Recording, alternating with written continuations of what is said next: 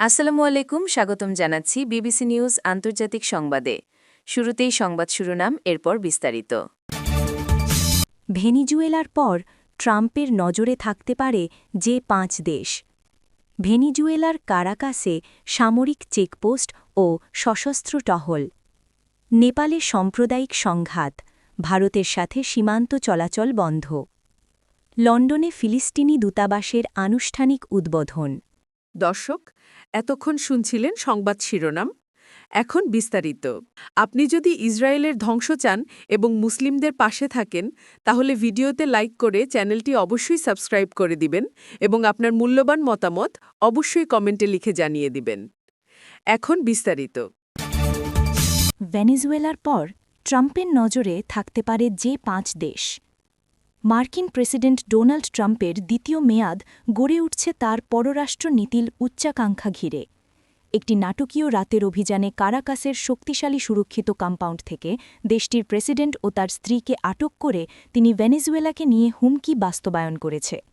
অভিযানটি বর্ণনা করতে গিয়ে ট্রাম্প তুলে ধরেন 1823 সালের মনরো ডকট্রিন এবং পশ্চিম গোলার্ধে মার্কিন আধিপত্যের প্রতিশ্রুতি, যেটিকে তিনি নতুন করে নাম দেন ডন রো ডকট্রিন।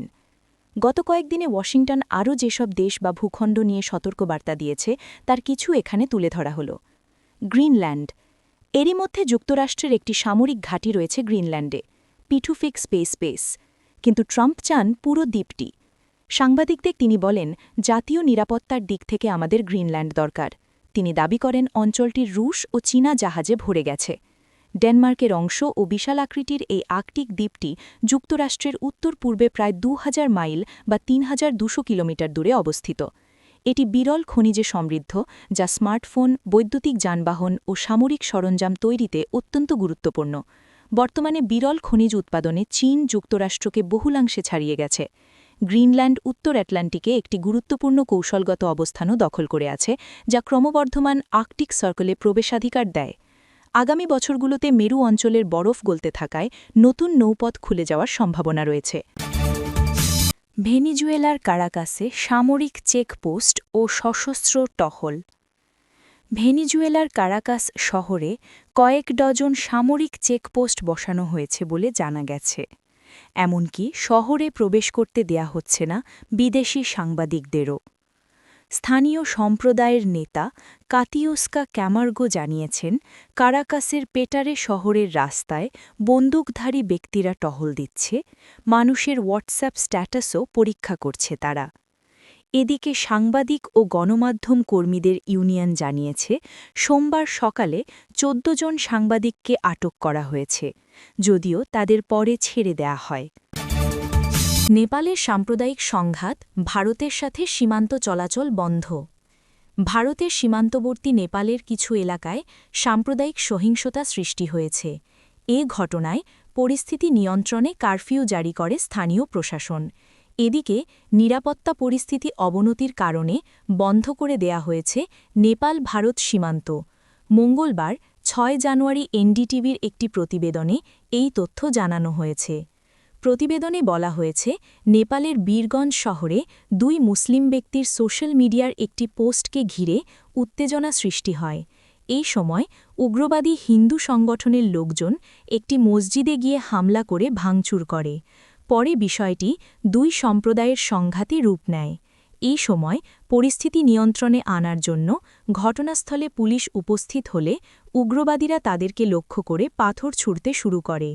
পরে পুলিশ কাঁদনি গ্যাস নিক্ষেপ করে বিক্ষোভকারীদের ছত্রভঙ্গ করে দেয়।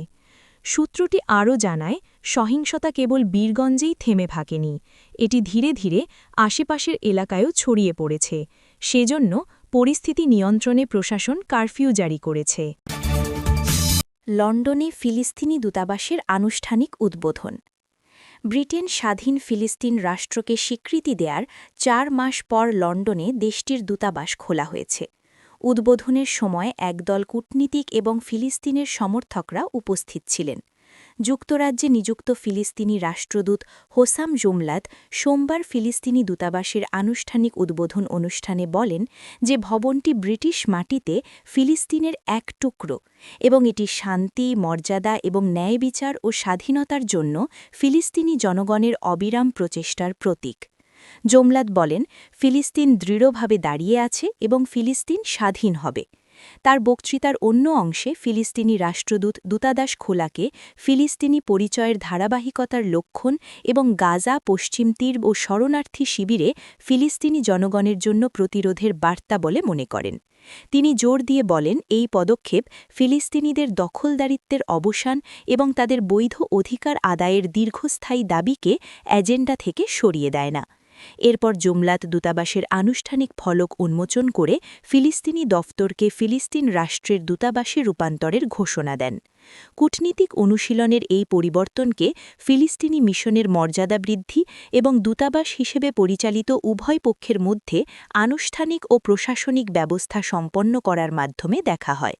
লন্ডনে ফিলিস্তিনি দূতাবাস খোলার ঘটনা এমন এক সময় ঘটে যখন প্রায় ৪ মাস আগে ব্রিটিশ সরকার একটি ঐতিহাসিক পদক্ষেপে ফিলিস্তিন রাষ্ট্রকে একটি স্বাধীন ও সার্বভৌম রাষ্ট্র হিসেবে স্বীকৃতি দেয়।